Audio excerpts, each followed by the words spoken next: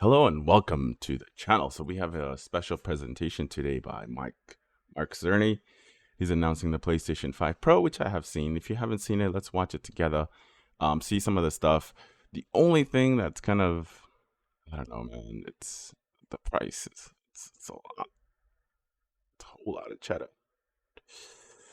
$700. But anyway, let's go look at it together. All right. So highlight. Um, Up the resolutions on the console, which is good, sharper. Now we can run performance mode and it's not as blurry. Um, to certain things that I've seen, it doesn't come with the damn stand. 2 terabytes, digital only. If you want the what is it? If you want to buy the what is it called, like the disk drive, I guess that they sell separately, that will work on it. Um, So you're looking at almost $800, depending on where you live for sales tax wise. I live out here in the West, so $699 plus, depending on where I'm at. If you're in LA, you're paying almost 10% in sales tax, so you're paying about $70. And then if you add the disk drive, which is another $80, so you're looking at almost $800 for the PlayStation 5 Pro, which is absolutely insane. If you want the disk drive, you're looking at like mid-tier PC, just the tower and the goodies. You could shop around for that. But can you imagine what the price of PlayStation 6 is going to be? $900. Oh, forget it.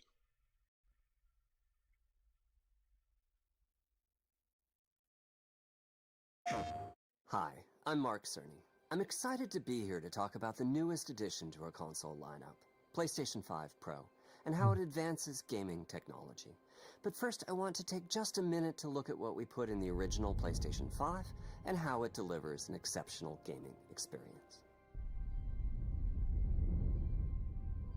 When PS5 debuted in 2020, it brought a lot to the table. 8 So Zen 2 hyped when CPU cores PlayStation form the 5 came brains of out. PlayStation 5 and I had enable to have high-speed it. complex gameplay, with character counts reaching into the hundreds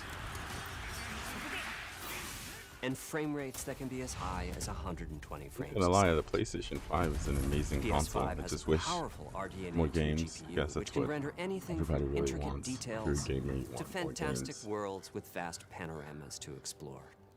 Ray tracing allows for dramatic visual improvements, including reflections off of water or glass, and the realism that comes from real-time global illumination. A custom SSD can load data at breathtaking speed, resulting in ultra-fast transitions between game worlds and data streaming rates so high that traversal speeds are essentially unlimited. Not gonna lie, Rift Apart looked absolutely amazing when the PlayStation 5, when I got that game. The instantaneously like traversing between different dimensions, groundbreaking. Tempest 3D audio tech brings an unparalleled sense of immersion to the sound of the games. With audio so real, you may not even need to see the enemies to know exactly where they are. Finally, the DualSense controller has haptics that let you feel through your hands what your character is experiencing inside of the game. Another thing too, did you know that PlayStation has also raised the prices of DualSense? Now it's $5 more, which is crazy. The fact that these devices have been out for so long, you would expect them to go down in price, but with the cause of rise of everything, they're raising the prices. They've raised the price of the console in other countries, but here we're getting a price increase on the PlayStation 5 controller, which is crazy because I can go on OfferUp or I can go on eBay and I can find these controllers brand new for about 50, $60 easy. Even used PlayStation 5 controllers, I can get that for about $40 on OfferUp if I look. They're so cheap, but yet Sony is trying to make more money out of them. It's wonderful to see such variety and richness of game experiences. Creators have made amazing use of the hardware capabilities, but when I talk to them, I do hear about their desire for more graphics performance. The dreams of the developers are bigger than can be supported at 60 frames per second, and that leads to an aspect of modern gaming that we're all familiar with: graphics modes. It can be a difficult choice for players. Fidelity modes emphasize the visuals, typically through higher resolution rendering. These modes might also have enhanced detail or use more ray tracing. But the games only run at 30 frames per second. The visuals can be choppier, and the controls less responsive. Performance modes emphasize frame rate and interactivity, typically choosing to run at 60 frames per second, mainly by reducing the graphical detail until those frame rates can be achieved. When asked to decide on a mode, players are choosing performance about 3/4 of the time. Removing that decision, or at least narrowing that divide, is one of the key targets for PlayStation 5 Pro. We want to give players the graphics that the game creators aspire to, at the high frame rates that players typically prefer. To do that, PS5 Pro substantially improves over PlayStation 5 in 3 ways. Here's what we call the Big 3. First, we made the GPU much larger and increased the speed of the memory it uses. The result is rendering that's up to 45% faster. Second, we made major upgrades to the ray tracing, taking a streamlined and accelerated approach that allows calculation of the rays at double or even triple the speeds of PlayStation 5. And finally, we added custom hardware for machine learning and an AI library called PlayStation Spectral Super Resolution, or PSSR for short. PSSR analyzes the game images pixel by pixel and can add an extraordinary amount of detail, which boosts the effective resolution of the games. Game creators are adding PS5 Pro support to new and existing titles, and with the Big 3 involved, the results can be pretty amazing, with graphics showing something like fidelity levels of detail, but at double the frame rate. Here's The Last of Us Part 2 running on PS5 Pro. Thing look It crispy has as hell. huge amounts of detail and targets a super smooth 60 frames per second. Let's compare this to the Fidelity mode on PS5, which is only running at 30 frames per second and is therefore much choppier. This goal of delivering almost fidelity-like graphics at performance frame rates has been achieved for a broad set of titles, including Marvel's Spider-Man 2 and Ratchet & Clank Rift Apart. We can see that PS5 Pro is close to doubling the power of PlayStation 5. Another thing that I wanted to say is they didn't really showcase any new products, any new games to go with their new console, which is weird. But it was only just a 9-minute presentation of the technical, advancements for the PlayStation hardware. So we should expect to have another PlayStation State of Play this year to showcase some of the new games that are going to be launching with the PlayStation 5 Pro. I think there's going to be another one. It just seems like it, because you need something to go with that new hardware to showcase what it can really do. Another way to compare the two consoles is to PS5 Pro versus Performance mode on PS5, both of which target 60 frames per second. What we see here is a difference in detail. PS5 Pro is much sharper and crisper than PS5. It is. Oof. For this, my favorite is the parade scene from Ratchet & Clank. That should look nice. Distant details are much clearer. And here we can see Marvel's Spider-Man 2 is noticeably higher resolution throughout the scene, including the trees and procedural cars. So overall, some remarkable improvement to the games. On PS5 Pro, we can see increased sharpness to the graphics or smoother and more responsive gameplay. This is the Big 3 showing their value.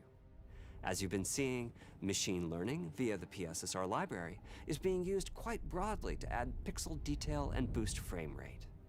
But there are as many approaches as there are game engines. The increase in raw GPU power is being especially effective for Horizon Forbidden West.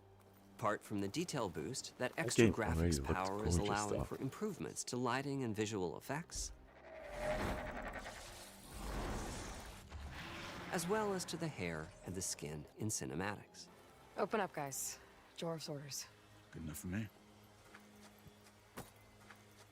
Ray tracing is finding broad usage as well. particularly when the games are focused on higher frame rates. The faster hardware in PS5 Pro can make a real difference.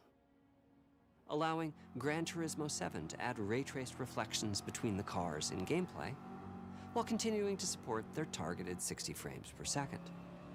That boost in ray tracing is also delivering big wins for Hogwarts Legacy, allowing not only for better reflections and a greater variety of reflective surfaces, but also for further realism in the casting of shadows.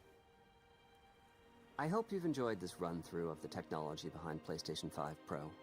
Simply put, it's the most powerful console we've ever built, and a worthy addition to the PS5 family. Let me wrap this up by giving you a quick look at a number of games running on the new console. It's not a all it does is just, you know, upscaling, smoother, crisper. I'm not gonna lie, it does look good, but some of the games that are coming for it, I can't wait to see what the Grand Theft Auto 6 is gonna look like on it. You know, you can go ahead and mute that part. But anyway, but $700 is a lot of cheddar for a discless version of the console. For me, I still prefer physical copies. I buy most of my games physically when it comes to the PlayStation 5s. I buy only exclusives on the PlayStation 5, so I have games like Stellar Blade, Rise of the Ronin, Astro Bot. I'm probably going to get a physical copy of it. And what else? The Last of Us, got a physical copy of that. I rarely ever buy digital of my games unless they go on sale for super low price. For about, like, you know, 30 to 40 bucks is when I usually buy games, you know, physically that I was interested in, but didn't want to spend that 70, 80 bucks for it. Those games I usually buy it at the, you know, when they're on sale.